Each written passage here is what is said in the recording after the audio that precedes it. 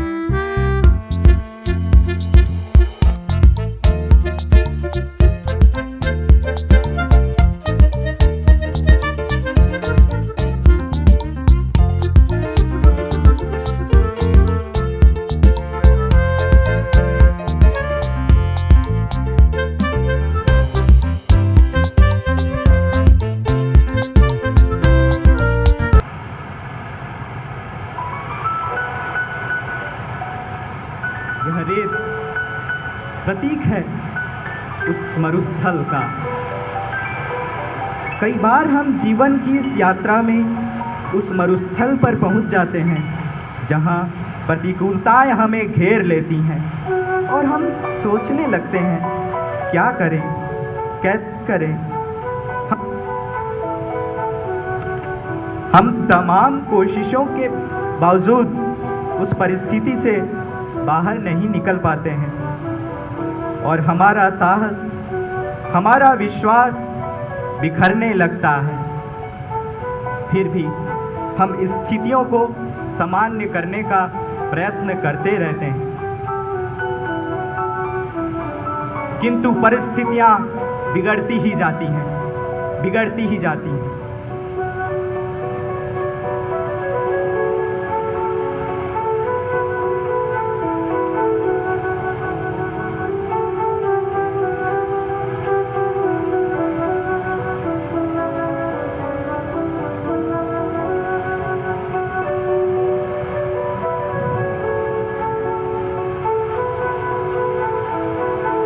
हम तब टूटने लगते हैं जब यह बुराई दुगनी हो जाती है, ठीक उसी तरह जिस तरह यह रेत दुगनी हो चुकी है।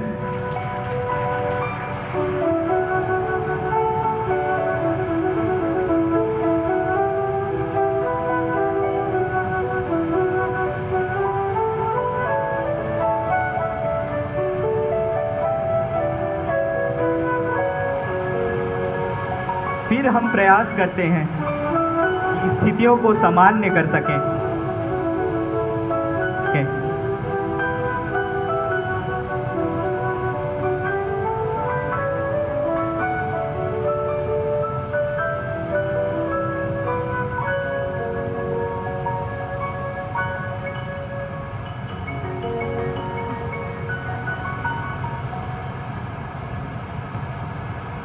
अंधेरे में प्रकाश के किरण की भांति हमारी कोशिशें जारी रहती हैं, हमारा संघर्ष जारी रहता है और यही संघर्ष मरुस्थल में जल के भांति हमारे मन को उम्मीद, आशा, उत्साह और उमंग से ओतप्रोत कर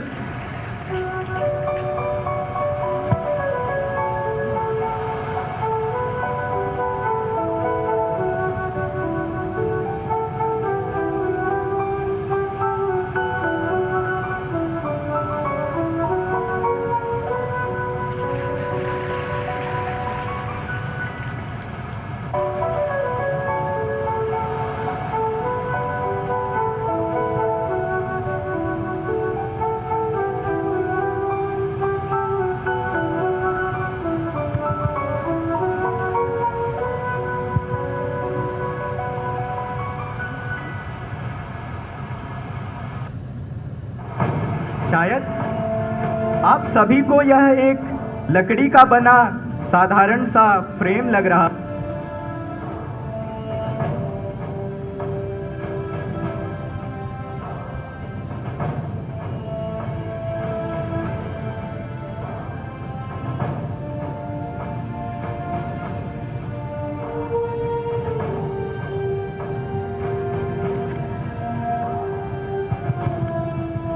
लेकिन ये हमारे दिल का वह कोना है जो अब तक रिक्त था, लेकिन अब इसमें बस चुका है।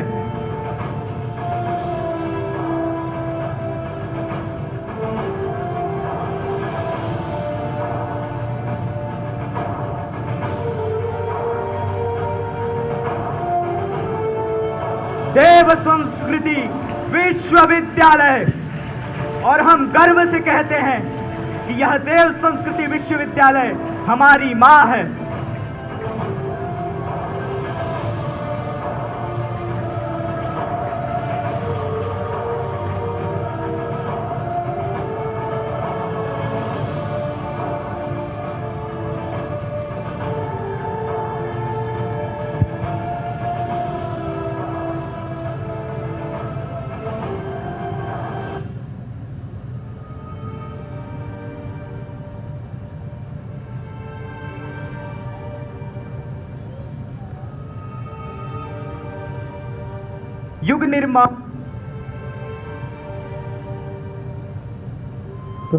युग निर्माण योजना मानव में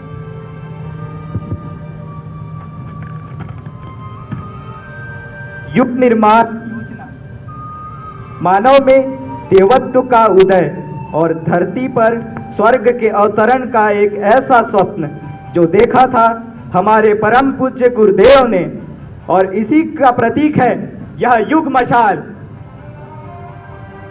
जो हमें बताता है कि यह आंदोलन न मेरा है, न हमारा है, न किसी समूह अथवा संगठन का है। यह आंदोलन जन जन का है, समस्त भारतवासियों का है।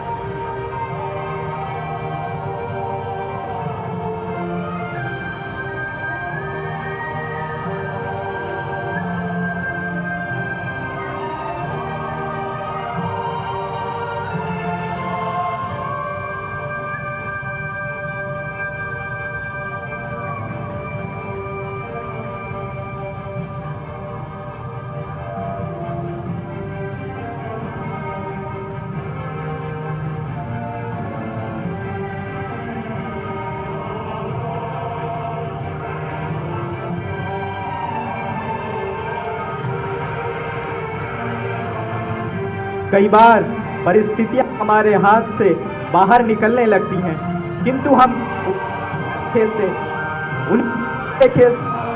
उनसे बाहर आ जाते हैं।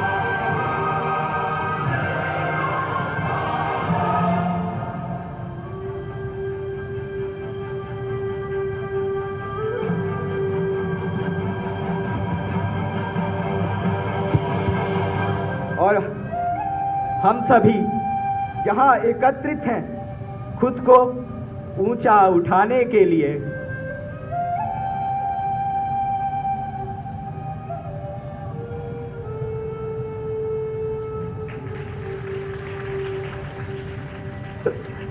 खुद को ऊंचा उठाने के लिए, ऊपर उठाने के लिए, महान बनने के लिए, उन्नयन के लिए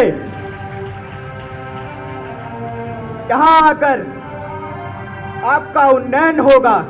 चाहूं ओर से, व्यक्तित्व के हर पहलू से, जीवन के हर आयाम से उन्नयन ही उन्नयन।